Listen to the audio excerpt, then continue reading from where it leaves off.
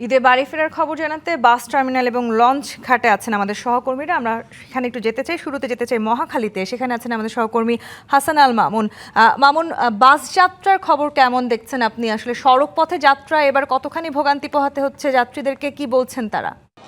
ধন্যবাদ আপনাকে। যেমনটি বলছিলেন, পবিত্র ঈদুল আজহার সন্নিকটে আর মাত্র একদিন বাকি। ঈদুল আজহাকে কেন্দ্র করে কিন্তু রাজধানীর অধিকাংশ মানুষ এই রাজধানী ছেড়ে গিয়েছে। যদিও প্রাইভেট যে প্রতিষ্ঠানগুলো ছিল, সেই প্রতিষ্ঠানের যারা কর্মরত ছিল, তারা এই শেষ সময়ে কিন্তু বাড়ি ফিরছেন। আমরা মহাখালী বাস টার্মিনালে এসে যে একটি দেখতে পেয়েছি যে এখানে মানুষের প্রচণ্ড ধরনের ভোগান্তি। কেউ পরিবার নিয়ে এসেছেন, কেউ দলবদ্ধভাবে এসেছেন, সংঘবদ্ধভাবে বাড়ি যাওয়ার জন্য। বিশেষ করে ঢাকার আশেপাশের যে জেলাগুলো রয়েছে, মহাখালী বাস টার্মিনাল থেকে যারা যেতে চাচ্ছেন এইসব গন্তব্যে, তারা কিন্তু নির্দিষ্ট সময়ে যে বাসগুলো ছাড়ার কথা সেগুলোও পাচ্ছেন না। একই সাথে যেসব বাস থাকার কথা, টিকিট পাওয়ার কথা, সেই টিকিট পাচ্ছেন না। তারা যে অভিযোগটি করছেন সেটি হচ্ছে যে তারা বলছেন যে যেই ভাড়াটি তাদের জন্য নির্ধারিত, সেই ভাড়ার পরিবর্তে বেশি ভাড়া নেওয়া হচ্ছে।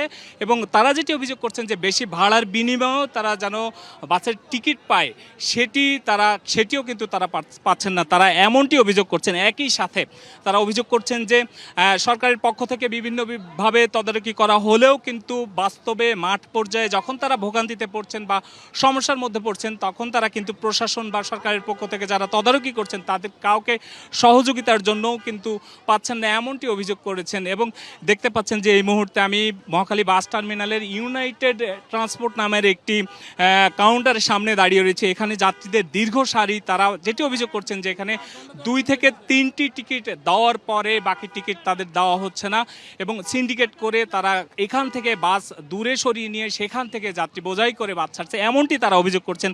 কেউ কেউ অভিযোগ করছেন যে 6 থেকে 7 ঘন্টা এখানে অপেক্ষা করছেন, এবং নির্দিষ্ট সময়ে তারা টিকিট না পাওয়ার পরেও কিন্তু এখান থেকে পরিবার নিয়ে তারা আবারও এই থাকার জন্য চলে যাচ্ছেন। তারা বলছেন যে এই টিকিট না পাওয়ার কারণেই ফিরে যাচ্ছেন, এমনটি অভিযোগ করছেন তারা। তো সব মিলিয়ে যদি বলি যে মহাখালী বাস টার্মিনালে যাত্রী ভোগান্তি চরমে পৌঁছেছে, এবং কেউ কেউ রাগ করে এই টার্মিনাল থেকে বাসায় ফিরে যাচ্ছেন না যাওয়ার জন্য, এমনটি কিন্তু দেখা যাচ্ছে। সব মিলিয়ে যদি বলি যে যাত্রী ভোগান্তি চরমে, স্বস্তির ঈদ যাত্রা অন্যান্যবার থাকলে এবার তাদের যেই অভিজ্ঞতা বা তাদের যে অভিযোগ সেটি অনেকটাই বেশি আমাদের চোখে পড়েছে। তো মহাখালী বাস টার্মিনাল থেকে এখন পর্যন্ত এই ছিল আমার কাছে সর্বশেষ। তো নেই। জি মামুন, ধন্যবাদ আপনাকে। দর্শক, আমরা যেতে চাই লঞ্চ যাত্রার খবর জানতে। সদরঘাট লঞ্চ টার্মিনালে আছেন আমাদের সহকর্মী লিটন মাহমুদ।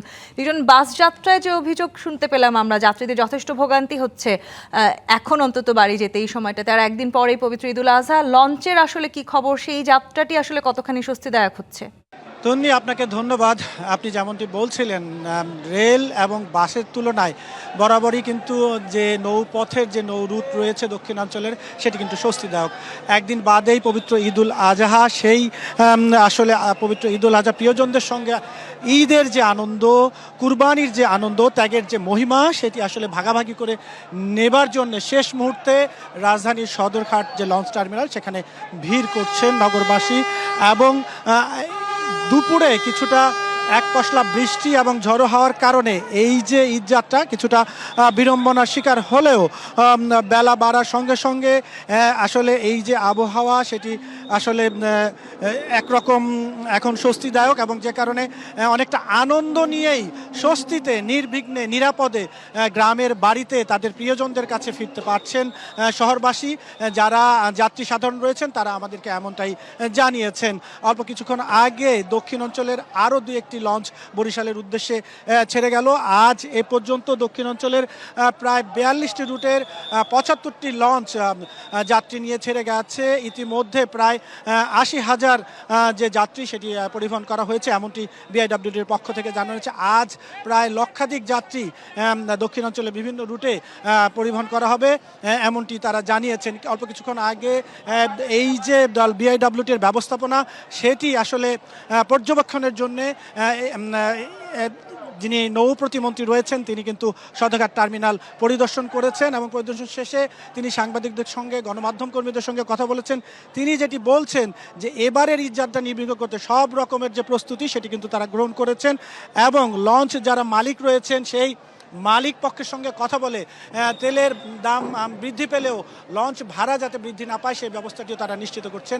তিনি আরও একটি বিষয় নিশ্চিত করছেন, এবার কোনো লঞ্চের অতিরিক্ত যে ভাড়া সেটি আদায়ের অভিযোগ এখন পর্যন্ত তারা পাননি। তবে আমরা কিছু যাত্রীর সঙ্গে কথা বলেছিলাম, কেউ কেউ অভিযোগ করছেন যে লঞ্চের ডেকের ভাড়া আগের মতো থাকলেও লঞ্চের যে ক্যাবিন সেই ভাড়াটি কিন্তু বেশি নেওয়া হচ্ছে, এমন অভিযোগ যাত্রীরা করছেন।